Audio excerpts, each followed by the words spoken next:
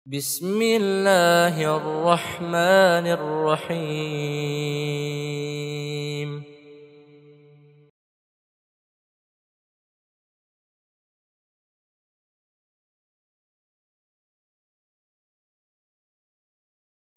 Tema kita pada maghrib ini itu berkenaan dengan masalah kekafiran, masalah kafir yang sempat viral beberapa waktu yang lalu tentang mengenai penyebutan kata kafir itu.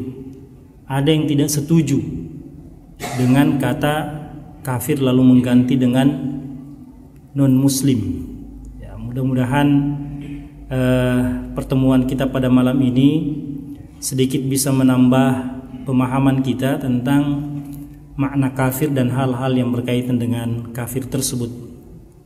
Sebelum kita bahas lebih jauh, saya ingin mengajak kepada kita semua pertama untuk bersyukur. Allah takdirkan kita menjadi muslim. Allah takdirkan kita menjadi mukmin. Yang mana eksistensi, keberadaan, status kita sebagai muslim, sebagai mukmin ini ternyata oleh Allah disebutkan menjadi status yang oleh orang-orang kafir ternyata mendambakannya.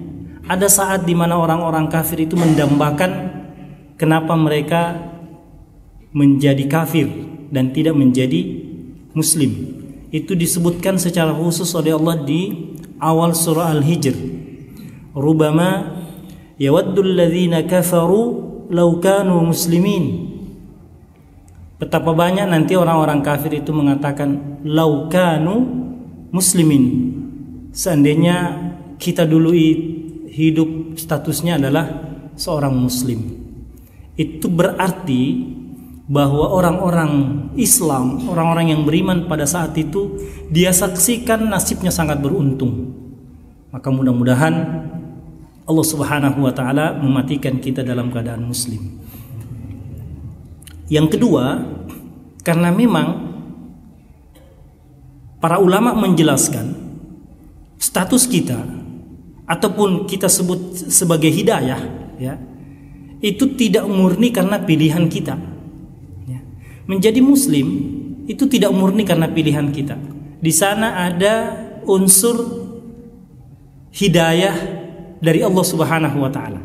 Dan kalau kita bicara hidayah, bicara petunjuk, nanti kita akan sedikit juga jelaskan hidayah yang memasukkan orang dari luar Islam kepada Islam, ya, dan hidayah yang diperoleh orang Islam yang sudah masuk Islam. Ya. Bicara masalah hidayah itu bicara mengenai masalah rahasia ilahi. Siapa yang Allah akan berikan hidayah, berikan petunjuk kepadanya memeluk agama Islam dan siapa yang tidak, itu rahasia ilahi. Tidak bisa dilogikakan sama sekali. Kenapa saya katakan demikian? Sebab fakta sejarah membuktikan itu. Kita sudah paham semua. Ada sosok yang menurut logika sangat layak dapat hidayah, ternyata tidak dapat hidayah. Ada sosok yang menurut logika tidak pantas dapat hidayah, ternyata justru dapat hidayah. Siapa itu? Sosok pertama Abu Talib, paman Rasulullah. Beliau mengasuh Rasulullah, memelihara Rasulullah dengan penuh cinta. Mulai sejak beliau berusia 8 tahun ya. Karena 8 tahun paman kakek beliau Abdul Muthalib wafat, maka sejak itu kepengasuhan jatuh ke tangan Abu Talib. Dan beliau mendampingi Rasulullah, ya. Jadi beliau mengasuh sejak kecil sampai beliau dilantik menjadi nabi, itu masih dalam tanggung jawab Abu Talib. Sampai beliau dilantik menjadi nabi sampai tahun ke-10 kenabian, baru beliau wafat. Artinya sempat beliau hidup bersama Rasulullah setelah Rasulullah dilantik menjadi nabi itu selama 10 tahun. Ya. Dan Rasulullah pun sangat mencintai pamannya. Sampai kemudian tahun di mana paman beliau wafat itu disebut sebagai Amul Hazn, tahun duka cita. Ya, luar biasa. Ya. Paman beliau yang Muslim gugur di medan perang, Hamzah bin Abdul Muthalib, Wafat itu tidak disebut tahun duka cita, tapi wafatnya paman beliau itu disebut tahun duka cita karena memang bersamaan dengan tahun wafatnya istri beliau yang pertama, Khadijah binti Khuwailid. Ya. Nah, sosok seperti Abu Talib secara logika paling layak dapat hidayah. Tapi apa yang terjadi sampai beliau wafat, Abu Talib tidak mendapatkan hidayah, tidak kunjung masuk Islam. Ya, sampai kemudian Nabi secara khusus mendoakan beliau juga tidak dapat hidayah sampai turun ayat innaka la tahdi man ahbabta walakinallaha yahdi man yasha.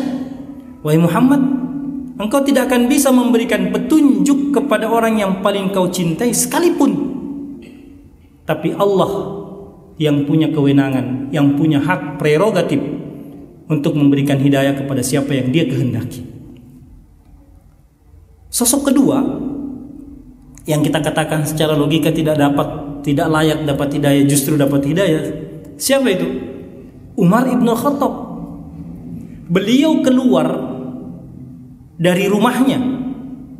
Jadi Umar bin Khattab itu sosok yang sangat membenci Nabi, sosok yang sangat membenci Islam. Maka pada hari itu dia keluar dari rumahnya, niatnya apa? Mau membunuh Rasulullah. Jadi keluar dengan membawa pedang, niatnya ingin membunuh Rasulullah.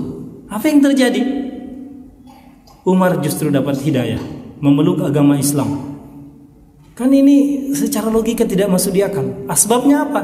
Asbabnya karena mendengarkan ayat dari adiknya Fatimah. Ini luar biasa. Orang yang mau membunuh Nabi dapat hidayah.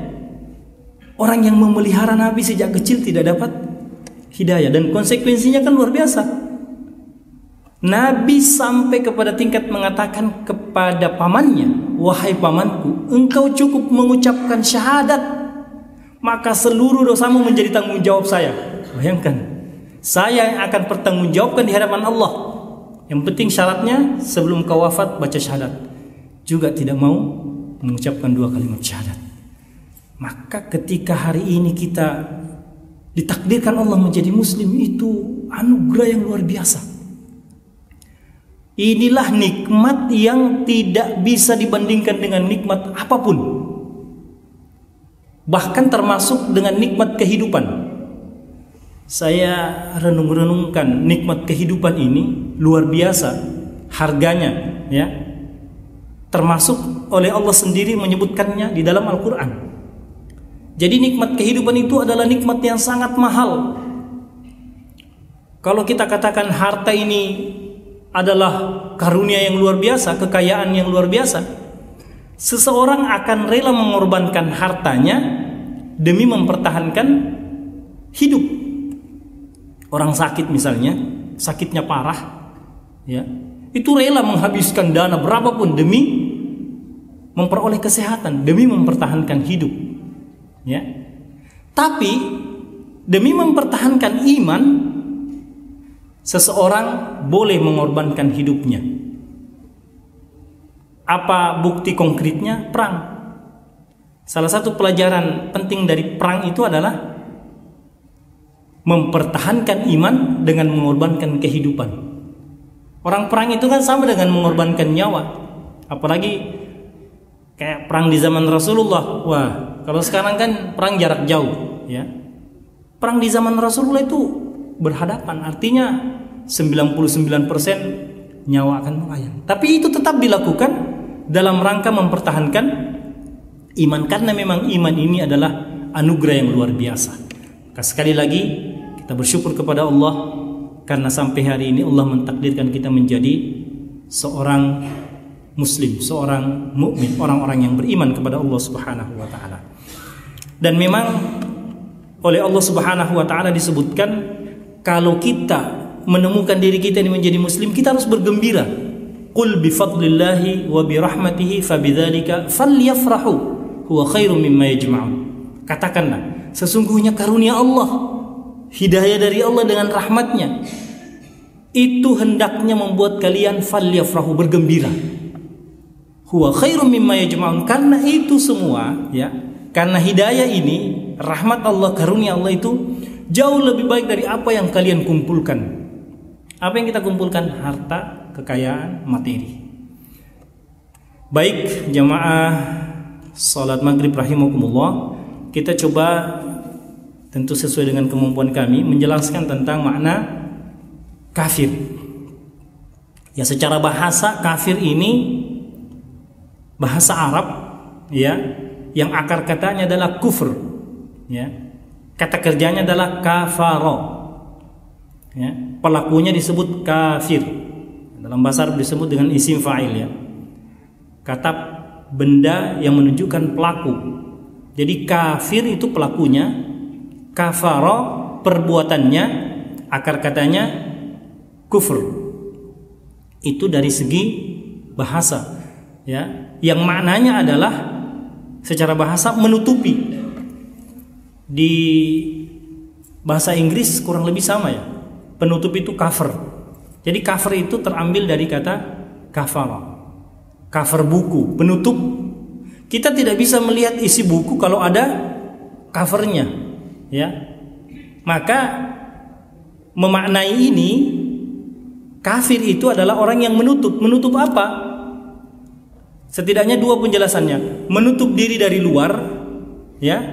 Menutup diri dari hal-hal yang berasal dari luar untuk masuk ke dalam, dan juga menutup diri terhadap apa-apa yang ada di dalam sehingga tidak kelihatan, ya. Jadi apapun yang ingin masuk ke dalam dirinya, dia counter, dia tutupi supaya yang dari luar itu tidak masuk. Kemudian target kedua dengan cover ini, dia ingin menutupi apa yang ada di dalam. Nanti kita akan temukan maknanya juga itu di dalam realita kehidupan manusia. Jadi kafara itu artinya menutup. Dan orang-orang Arab sangat memahami ini, ya, sangat memahami sehingga ketika mereka dipanggil kafir tidak marah, ya. Karena mereka memang faham bahwa oh, kami ini adalah orang yang menutup diri. Menutup diri dari apa? Menutup diri dari seluruh informasi dari Muhammad.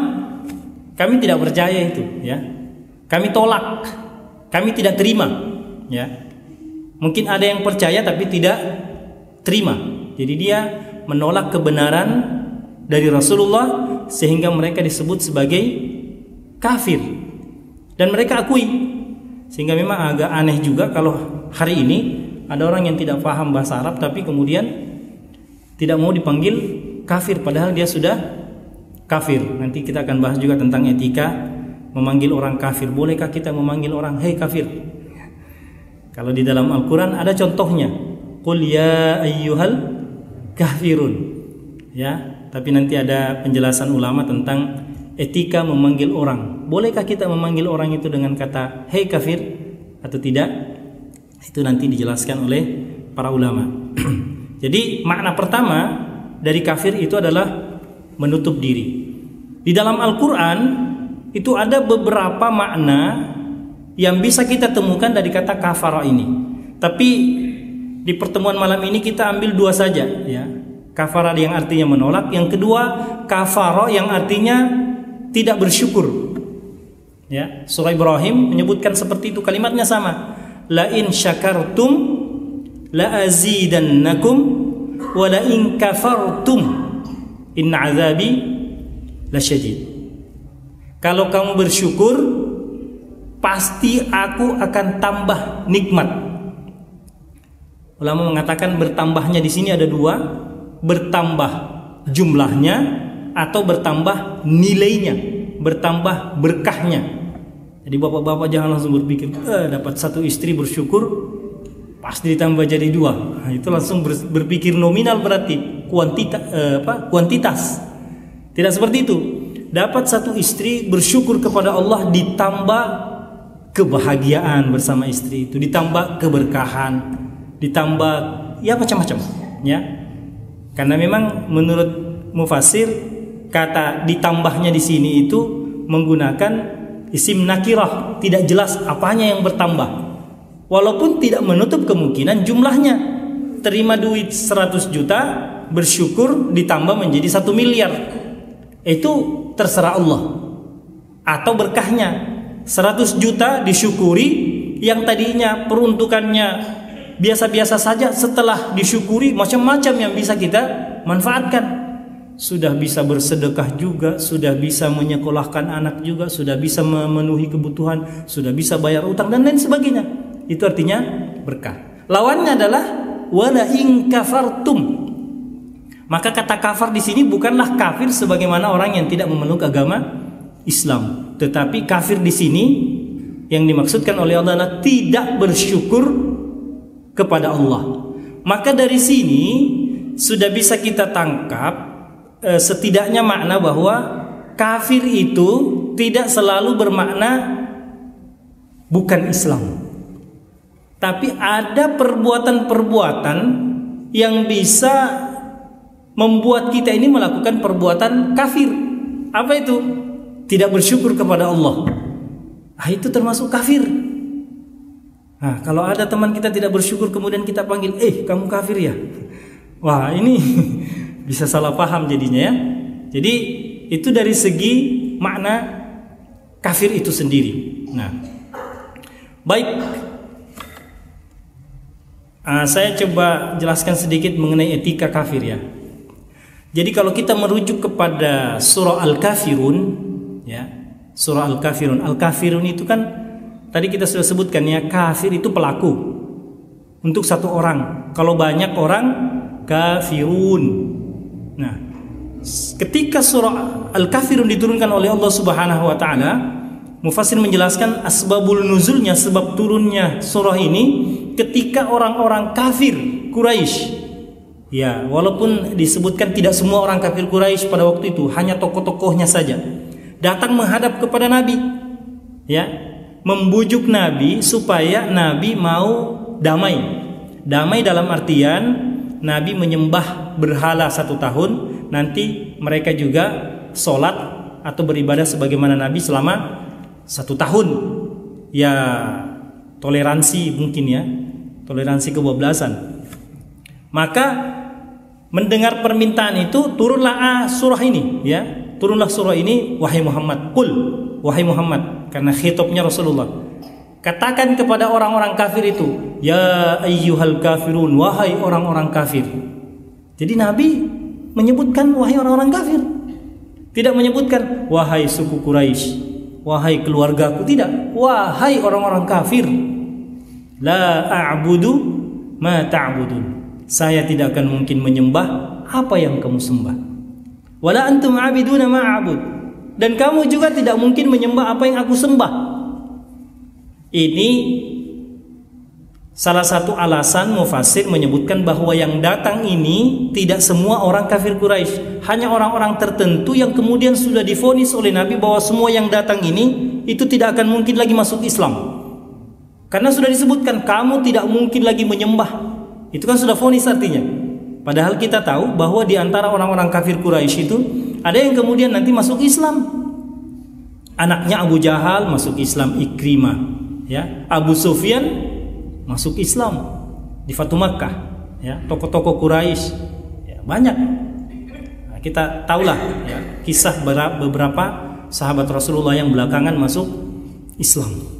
Nah, tetapi para ulama menyebutkan bahwa tidak boleh kita memanggil orang kafir itu dengan panggilan wahai kafir. Kenapa? Karena Rasulullah SAW melakukan ini, itu konteksnya dalam hal akidah. Jadi kalau persoalan akidah kita boleh ya menyebutkan dia itu orang kafir. Tapi dalam hal muamalah Nabi tidak melakukan itu. Nabi tetap memanggil namanya.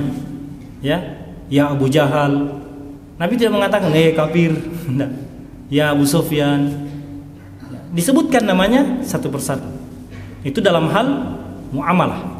Nah, jadi kita bisa simpulkan seperti ini dalam konteks kita sekarang. Kita boleh menyebutkan statusnya dia itu sebagai orang kafir, boleh, untuk memperjelas dan mempertegas tentang masalah akidah. Jadi kalau ada yang mau menghaluskan dengan kata non muslim, ya itu tanggung jawab dia. Ya, di zaman Rasulullah tidak dikenal kata non muslim. Ya, yang dikenal adalah kafir, muslim, kafir. Tapi ini sekali lagi konteksnya dalam rangka memperjelas dan mempertegas status saja. Ya, bukan dalam muamalah. Jadi diupayakan jangan sampai mereka dengarlah, ya. Jangan sampai mereka dengar. Oh, misalnya kita berdua, terus kita tahu ada orang-orang yang belum memeluk agama Islam, terus kita ngomong itu orang kafir itu. Wah, itu kan berarti menyinggung perasaan dia. Ya, itu yang bisa kita tangkap dari konteks pembicaraan ataupun termasuk diantaranya masalah surah Al-Kafirun ini. Jadi surah Al-Kafirun, salah satu faidah yang bisa kita dapatkan bahwa kalau menyangkut masalah akidah kita boleh menyebutkan orang kafir, tetapi dalam hal muamalah kita tetap memanggil namanya sebagai bentuk bagian dari penghormatan. Karena memang antara Rasulullah dengan orang-orang kafir pada waktu itu Nabi tetap menghormati. Kita sudah pernah mendengar barangkali kisah ketika ada jenazah yang lewat. Ini sudah jadi jenazah. Nabi berdiri, sahabat menegur, "Ya Rasulullah, dia orang Yahudi." Kata Rasulullah, "Dia manusia." Jadi dalam konteks ini Nabi menghargai orang Yahudi itu sebagai manusia. Ya, tentu ada batasan-batasan bagaimana menghargai dan tidak menghargai. Yang sering memang kebablasan kita dengan alasan menghargai kemudian mengaburkan masalah akidah ini, ya. Jadi kabur masalah akidah, tidak jelas lagi batasan-batasan toleransi, ya, batasan-batasan toleransi. Kemarin ada yang sempat bertanya, kalau saya tidak salah di Masjid As-Salam ketika kami menyampaikan kajian, bagaimana hukumnya ada orang Islam menjaga gereja dan orang Kristen menjaga masjid ketika Idul Fitri. Saya bilang, ngapain? Buat apa coba? Lebih bagus orang Islam jaga masjid dan orang Kristen jaga gereja. Buat apa coba ditukar? Kan nggak ada faedahnya. Sama-sama orang. Seandainya satu harimau, satu singa misalnya, kan ini beda. Sama orang, Pak. Ya, ini berarti sudah mulai mengaburkan batas-batas toleransi. Ya, saya kira dalam hal ini kita harus tegas ya supaya jelas. Baik. Sekarang kita akan berbicara tentang penyebab kekafiran itu. Kalau tadi kita sudah sebutkan bahwa kafir itu tidak murni pilihan, tapi ada unsur hidayah dari Allah Subhanahu wa taala, ya. Tetapi Al-Qur'an juga menyebutkan bahwa memang di samping hidayah ada upaya-upaya yang kita lakukan. Ya, ada upaya-upaya yang kita lakukan supaya iman itu tetap ada dalam diri kita. Maka ada ayat yang kemudian kalau kita renungkan ayat ini seolah-olah ya bisa kita simpulkan bahwa menjadi beriman itu pilihan dan menjadi kafir itu pilihan. Apa ayatnya? Faman syaa'a falyu'min wa man syaa'a falyakfur. Surah Al-Isra atau Al-Kahfi. Siapa yang mau beriman silahkan, siapa yang mau kafir silahkan. Itu berarti pilihan. Kita mau menjadi muslim pilihan, mau menjadi kafir pilihan. Dan kalau kita renungkan ada benarnya. Bapak-bapak hari ini mau keluar dari Islam kan bisa.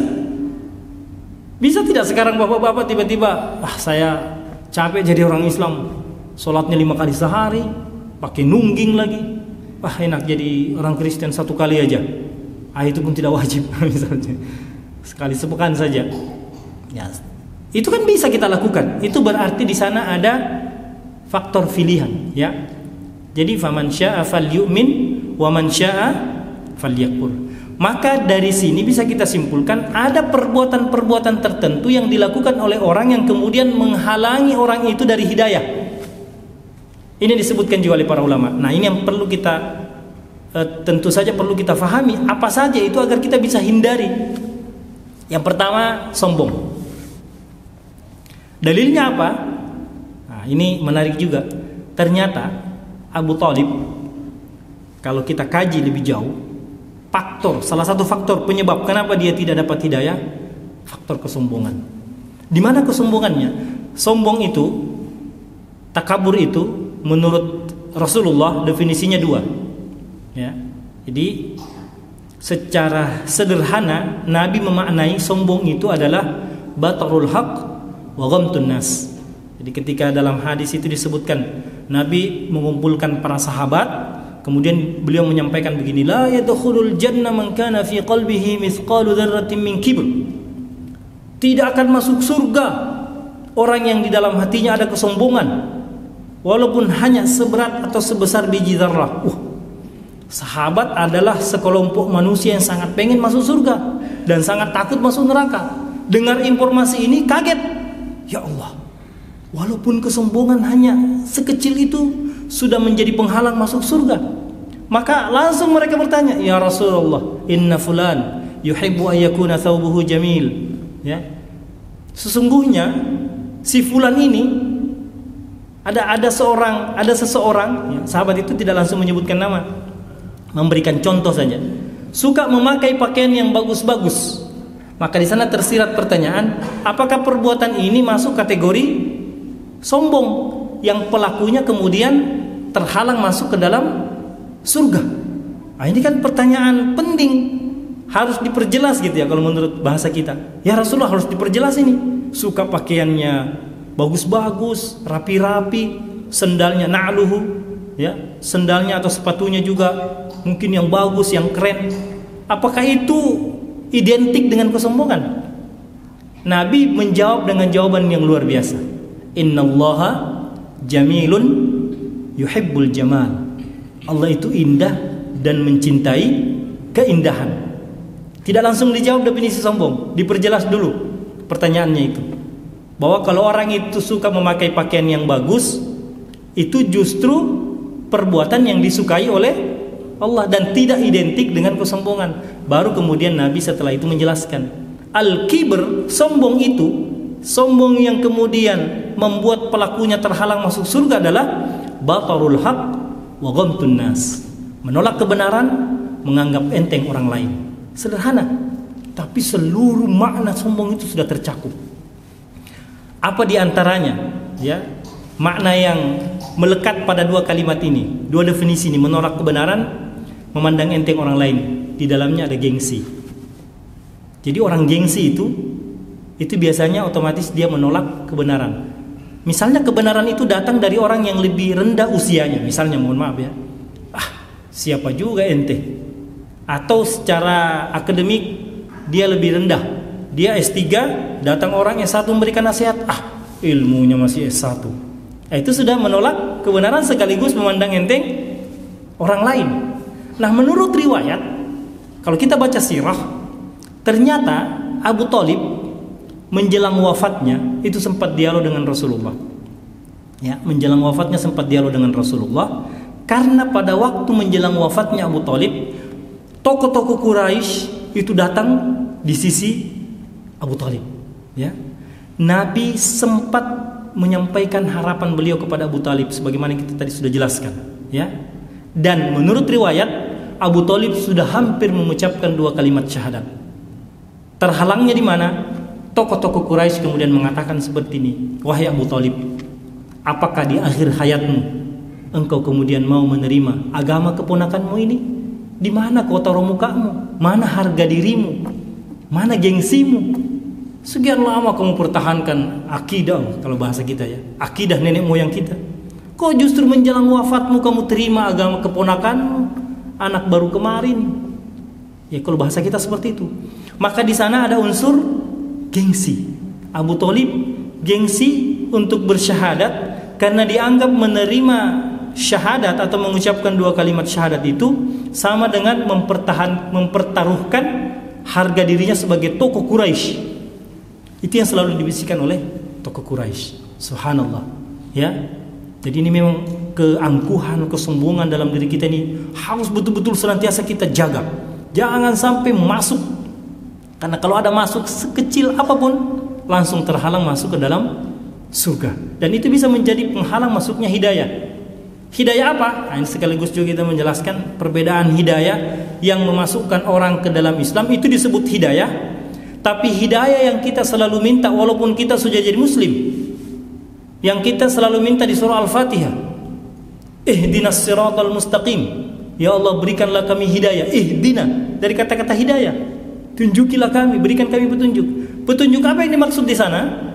Bukanlah hidayah untuk memasukkan kita ke dalam Islam, bukan, karena kita sudah jadi orang Islam. Tapi hidayah di situ menurut ulama adalah petunjuk, kemudahan dari Allah untuk kita senantiasa mau melakukan kebaikan. Bukankah kita sering merasakan mau ngaji berat, mau ikut pengajian berat, tapi ada masanya kok ringan langkah kaki kita. Nah, kita mau supaya Allah ini senantiasa memberikan kepada kita kemudahan. Baca Al-Quran terasa nikmat, sholat terasa khusyuk, bersedekah terasa ringan, di keluarga terasa sakinah, melihat istri bahagia, melihat anak bahagia. Kan ada juga masanya kita melihat istri menjengkelkan, lihat anak menjengkelkan, lihat kucing menjengkelkan. Kok hari itu semua menjengkelkan, Pak? Pergi ke pasar semua penjual menjengkelkan. Tidak mungkin penjualnya Pak yang salah, kita yang masalah ini. Kok semua penjual ikan, penjual sayur, penjual ini kemahalan ini, kayaknya ini ditipu saya, beratnya kurang, macam-macam. Nah, itu berarti kita lagi tidak diberi kemudahan oleh Allah. Nah, kita ihdinas siratal mustaqim, ya Allah, berikan saya kemudahan untuk senantiasa mau melakukan kebaikan-kebaikan. Itu penyebab pertama seseorang terhalang dari keimanan atau hidayah yang bisa menyebabkan dia masuk ke dalam kekufuran. Penyebab kedua yang secara khusus disebutkan oleh Allah di dalam Al-Quran adalah tidak mau mendengar dan tidak mau berfikir. Saya renung-renungkan, kenapa secara khusus Allah menyebutkan dua kata ini? Tidak mau mendengar dan tidak mau berfikir. Di dalam surah Al-Mulk kita senantiasa baca, ya, mulai dari ayat 6 kalau saya tidak salah. Walilladzina kafaru birabbihim adzabu jahannam wa bi'sal masir idza ulqu fiha sami'u laha shahiqan wa hiya tafur takadu tamayyazu minal ghayz kullama ulqiya fiha fawjun sa'alahum khazanatuha alam ya'tikum nadhir. Jadi orang-orang kafir ketika dimasukkan ke dalam neraka, dilempar ke dalam neraka, itu dibakar, disiksa sambil ditanya-tanya. Dan menurut ulama pertanyaan ini semakin menambah siksaan.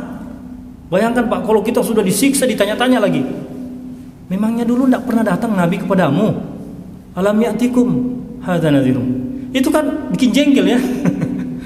Gak usah nanya-nanya, ini setengah mati kita sudah disetrika, sudah dipukul, nanya-nanya lagi. Tapi malaikat nanya terus. Qalu bala qad ja'ana nadhirum min qabl. Ya, qad ja'ana nadhirum fakadzdzabna wa qulna ma nazzalallahu min syai'in antum illa fi dhalalin kabir.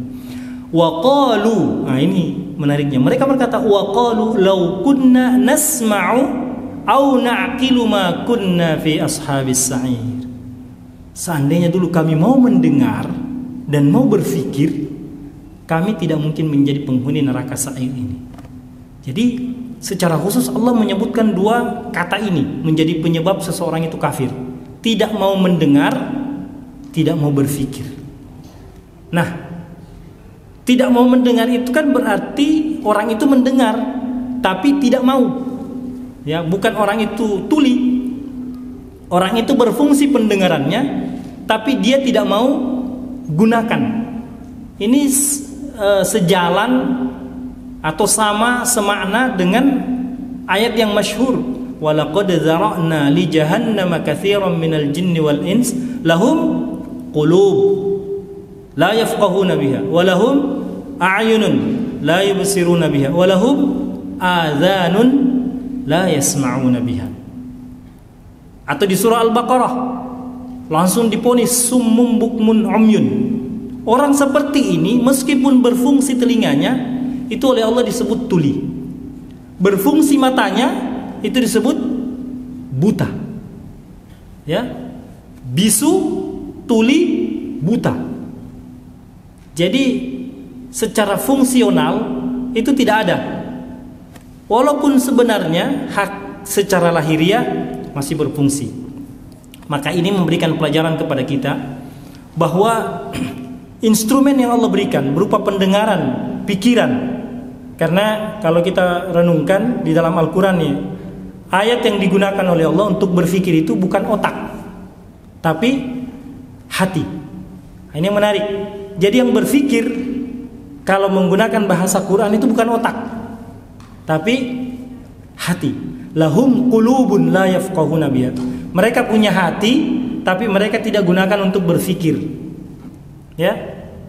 Jadi kata-kata afala tatafakkarun, afala taqilun itu domainnya hati, bukan di otak. Ya, mungkin nanti ada pakar yang bisa menjelaskan. Saya pernah membaca sekilas saja ya, perbedaan antara otak dan hati, serta hati yang dimaksudkan itu yang mana. Bukan hati yang fisiknya itu ya, bukan. Itu kalau dalam bahasa Arab lain lagi namanya, bukan qalbun. Ya, qalbun ini yang memang fungsinya mendapatkan hidayah ke hati, berpikir hati. Nah, instrumen ini memang harus dimaksimalkan. Ya, itu isyarat yang sangat kuat dari Allah. Kita harus maksimalkan pendengaran kita, ya, pendengaran kita, dan memaksimalkan hati kita untuk menerungi kebenaran-kebenaran tersebut. Lalu kemudian kita dengan khusus berdoa kepada Allah, Allahumma arinal haqqa warzuqna ittiba'ah, wa arinal batila warzuqna ijtinabah. Ini doa yang menarik kalau kita renungkan. Ya Allah, perlihatkan kepadaku kebenaran itu sebagai sebuah kebenaran.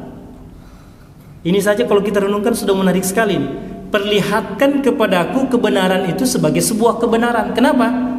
Ada orang yang diperlihatkan kebenaran kepadanya, tapi dia melihatnya sebagai sebuah kebatilan. Ya, jadi kita diberikan hidayah oleh Allah untuk bisa membedakan mana yang salah dan mana yang benar, tahu mana yang benar dan mana yang salah, mana yang hak, mana yang batil. Itu sudah karunia tersendiri. Tapi tidak cukup hanya di situ. Karena ada orang sudah tahu kebenaran tapi dia tinggalkan, sudah tahu kebatilan tapi dia kerjakan. Maka dilanjutkan doanya, warzuqna ittiba'ah. Warzuqna ittiba'ah. Ya Allah, berikan juga kekuatan kepadaku untuk melakukan kebenaran itu. Jadi yang pertama, kita diberi kemampuan memilih dan memilah mana yang benar, mana yang salah, lalu diberi kemampuan untuk melakukannya. Karena tidak ringan juga itu melakukan kebenaran, Pak.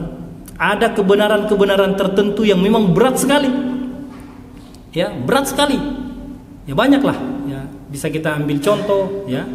Ibadah saja, nah itu kan tidak semuanya ringan kita lakukan. Ada ibadah-ibadah tertentu yang berat. Qiyamul lail, bangun malam di jam 2, jam 3, jam 4, itu kan tidak sederhana. Ya. Mau mempertahankan 40 rakaat dalam satu hari satu malam, bukan hal sederhana. Padahal kalau kita perhatikan arahan dari Rasulullah, itu sebenarnya bisa sekali kita dapatkan 40 rakaat rutin, dan itu ada fadilah tersendiri. Salat 5 waktu sudah 17, ya. Salat 5 waktu sudah 17 rakaat. Kemudian ditambah rawatib sebanyak 12. Itu sudah berapa, Pak? 29. Nanti ditambah qiyamul lail tengah malam 11 rakaat. Pas 40. Tapi tidak sederhana. Salat subuh 2 rakaat sebelum salat subuh, 2 untuk 12-nya ya. 4 rakaat sebelum duhur sudah 6. 2 rakaat setelah duhur sudah 8. Kemudian 2 rakaat setelah maghrib 10, dan 2 rakaat setelah isya 12. Tapi kita rasakan banyak sekali godaan, macam-macam. Piala dunia bisa jadi godaan, Argentina kalah bisa jadi godaan, Arab Saudi kalah juga jadi godaan, macam-macam, Pak. Namanya godaan itu ada-ada saja. Setan kan sudah berjanji, dari depan, dari belakang, kanan, kiri, semua jurus dipakai. Ya. Jadi perlu doa khusus kepada Allah agar kita diberikan kemampuan melakukan kebaikan. Dan tidak cukup sampai di situ, ditambah lagi doanya, wa arinal batila warzuqna ijtinabah. Diberikan kemampuan mengetahui yang mana yang batil, ya, dan diberikan kemampuan untuk meninggalkannya. Banyak orang sudah tahu kebatilan tapi masih dilakukan. Kenapa? Kecanduan. Kenapa? Sudah jadi kebiasaan. Nauzubillah. Jadi kita berupaya terus berdoa, ya Allah, ini ada kebiasaan-kebiasaan buruk saya nggak bisa saya tinggalkan. Berdoa, mohon kepada Allah, karena tidak ada yang mustahil. Kalau Allah sudah berkehendak, jangan putus asa, Pak. Wah, kayaknya memang saya sudah ditakdirkan melakukan keburukan ini. Jangan, ya. Kalau bisa kita berdoa, dan mudah-mudahan sebelum wafat semua keburukan-keburukan kita, kebiasaan-kebiasaan buruk itu sudah terhapus, ya.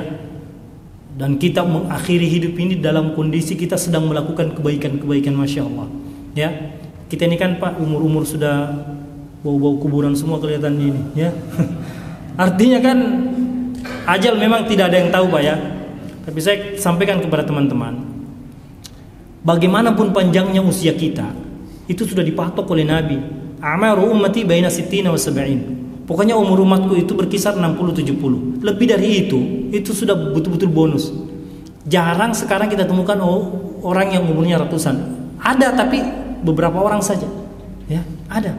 Itu pun kalau sampai segitu Pak. Dan kiai saya mengatakan, saya sih berdoa mudah-mudahan tidak sampai 100 tahun umurnya.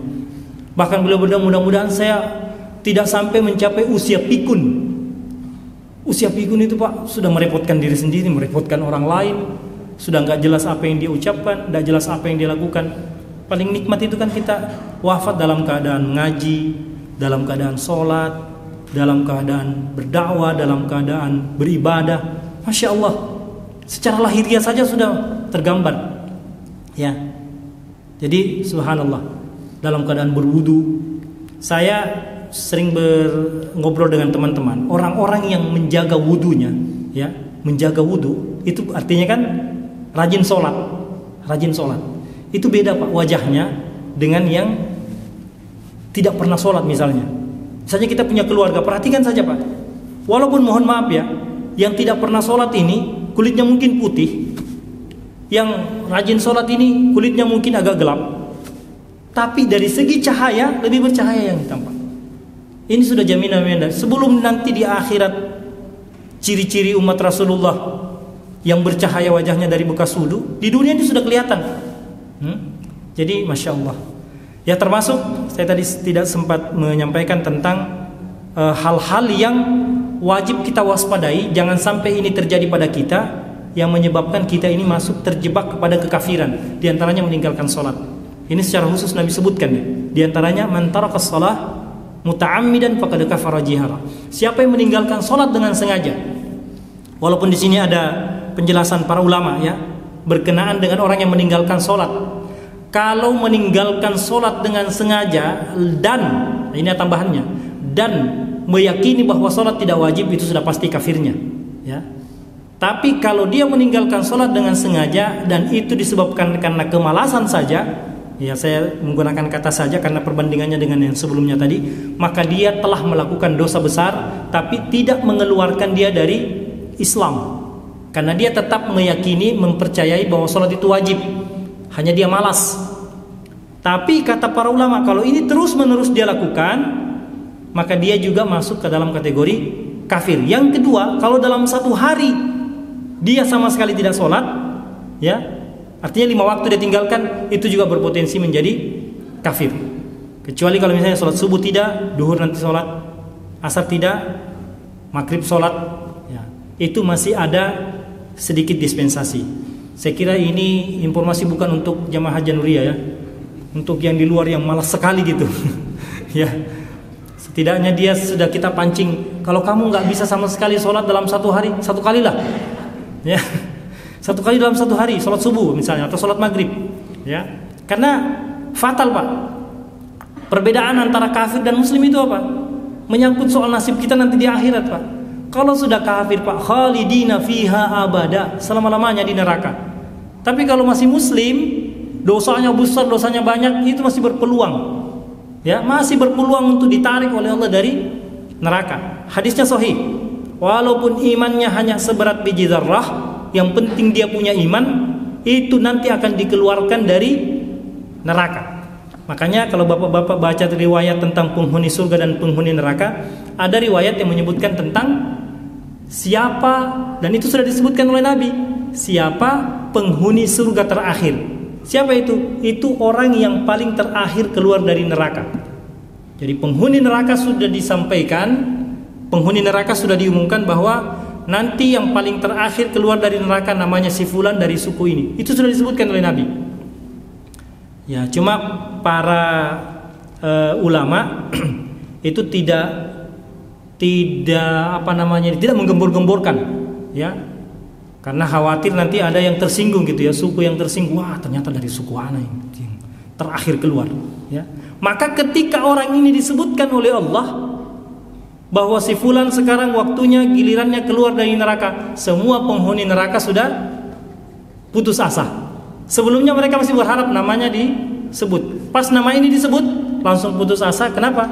Oh, sudah tidak ada lagi yang akan keluar. Sudah habislah kita di sini. La yamutu fiha wa la yahya khalidina fiha abada. Jadi konsekuensinya berat, Pak, antara muslim dan kafir. Yang kedua, memperolok-olok agama. Waduh, ini kita sering bercanda, bermain-main, tapi urusan agama. Termasuk di TikTok, di video-video. Mungkin kita kemarin sempat viral lah ya, yang imam Qul ya ayyuhal kafirin itu enggak selesai-selesai. Mungkin ada yang sempat nonton, itu langsung diprotes, mempermain-mainkan persoalan agama, ya. Ada seseorang mempermainkan agama, kemudian ditegur oleh sahabat, menghadap kepada Nabi, ditanya, "Kenapa kamu melakukan itu?" "Ya Rasulullah, saya cuma bercanda." Nabi langsung mengatakan apa? "Qul abillahi wa ayatihi wa rasulihi kuntum tastahzi'un wa la in sa'altahum la yaqulunna innama kunna nakhudu wa nal'ab." Ya Rasulullah, kami cuma bercanda. Kata Rasulullah, terhadap Allah, terhadap ayat-ayat Allah, terhadap Rasulnya kamu mengolok-olok, kamu bercanda-canda, kamu bermain-main. La ta'tadhiru qad kafartum. Ayat selanjutnya, enggak usah minta maaf. Langsung ditolak sama Nabi. Enggak usah minta maaf, kamu sudah kafir. Bayangkan.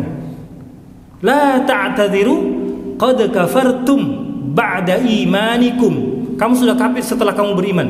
In na'fu an ta'ifatin minkum nu'adzibu ta'ifatan bi annahum kanu mujrimin. Bayangkan. Jadi orang itu disebutkan sudah tarik-tarik untanya Nabi, dibiarin sama Nabi. Minta maaf, tidak dimaafkan oleh Nabi. Hati-hati.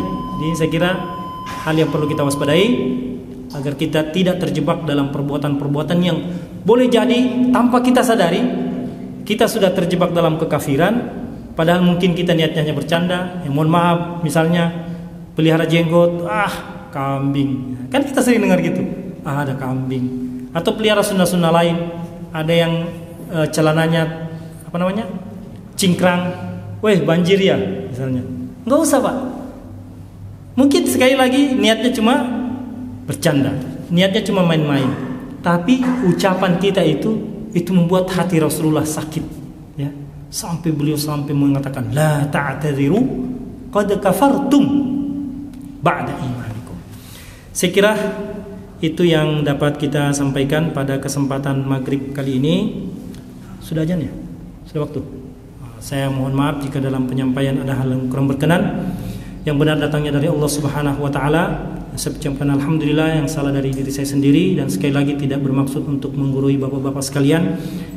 Konteksnya saling mengingatkan dan saling menasihati di antara kita semua.